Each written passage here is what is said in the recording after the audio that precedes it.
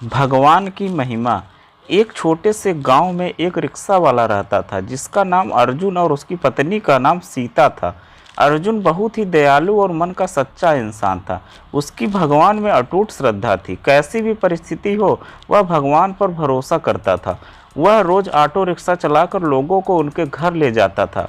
छोटे बच्चों से लेकर बड़ों तक सभी से उसका अच्छा बर्ताव था। अच्छे स्वभाव की वजह से सैकड़ों लोग उसे पहचानने लगे थे।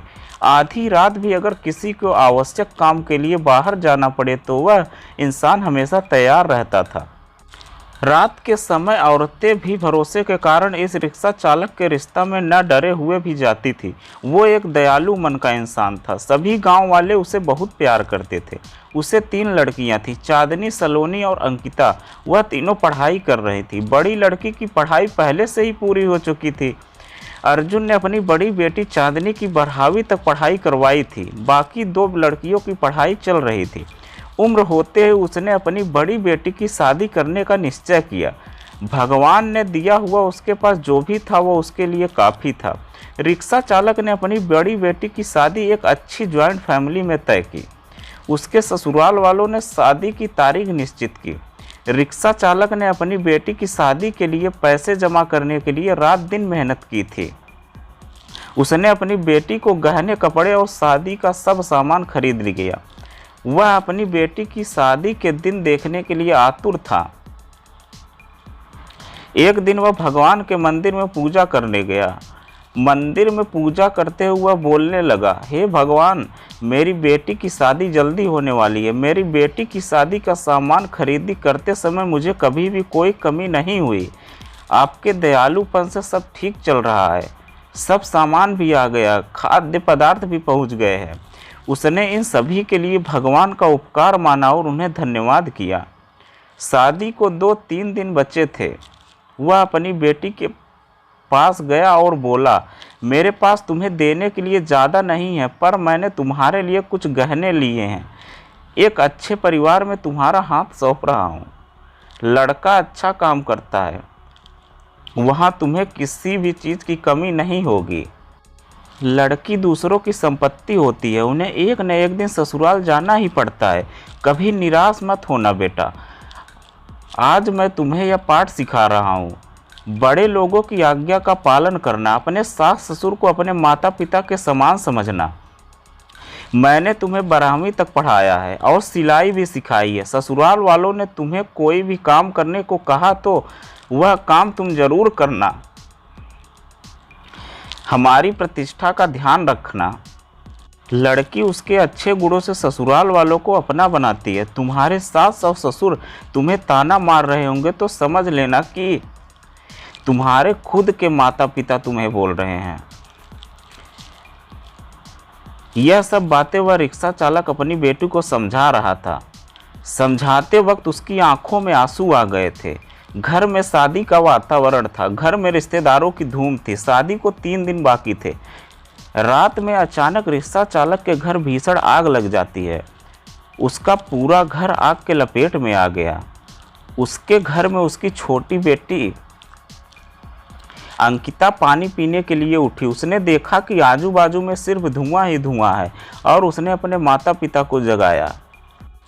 जागते ही सब आग लगी ऐसा चिल्लाने लगे, कोई तो हमें बचाओ। बड़ी मुश्किल से रिक्शा चालक ने पीछे की बालकनी में जाकर खंभे के सहारे से बालकनी से बाहर जाने का प्रयास किया।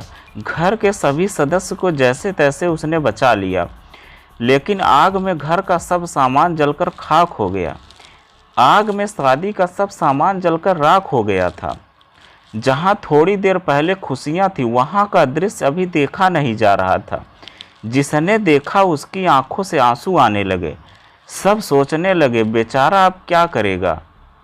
चांदनी उसके पिता की तरफ दौड़ते हुए गई और बोली, पापा निराश मत हो। पापा थोड़ी भी चिंता मत करो, यह सब मेरे नसीब में लिखा था।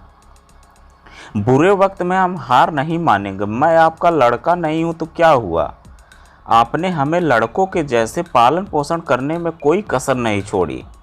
सलोनी और अंकिता यह दोनों भी उठ गई थी। अब वह दोनों भी अपने पिता के पास जाकर खड़ी हो गई। पापा, हम आपकी शक्ति हैं।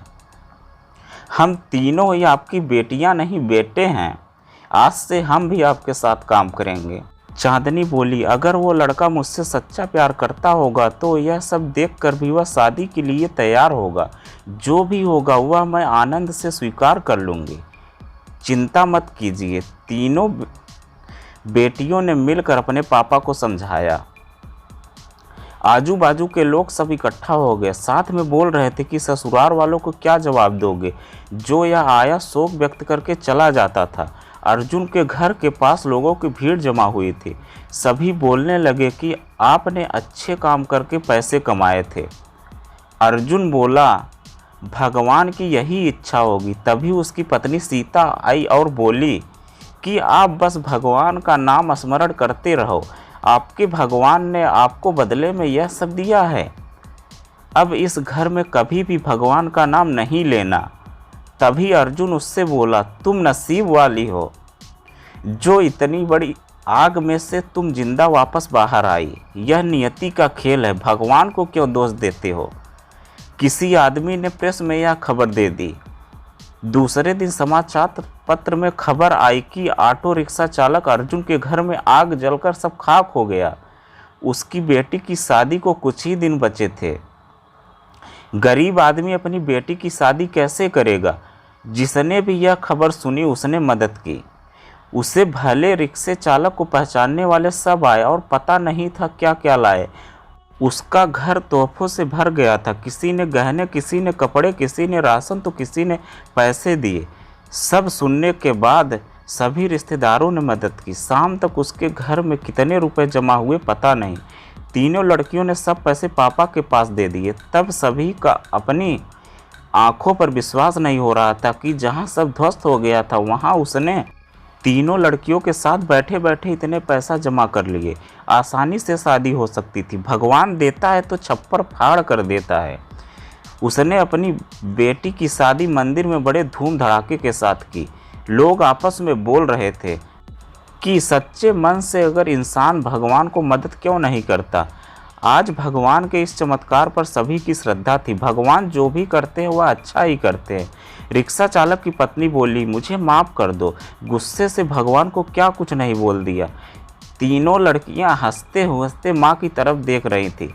कुछ देर बाद जहाँ सब रो रहे थे वहाँ अब चेहरे पर खुशी दिखी। भगवान सच्चे मनुष्य की सबसे कठिन परीक्षा लेने में कोई कसर नहीं छोड़ते हैं। अर्जुन और उसकी बेटियों ने संकट के समय एक दूसरे का साथ, अपना विश्वास डगमगाने नहीं दिया। सच्चाई और भगवान में विश्वास के साथ साथ अपना कर्म करते रहिए। फल की इच्छा करो या ना करो, सही समय पर सही फल जरूर मिलता है।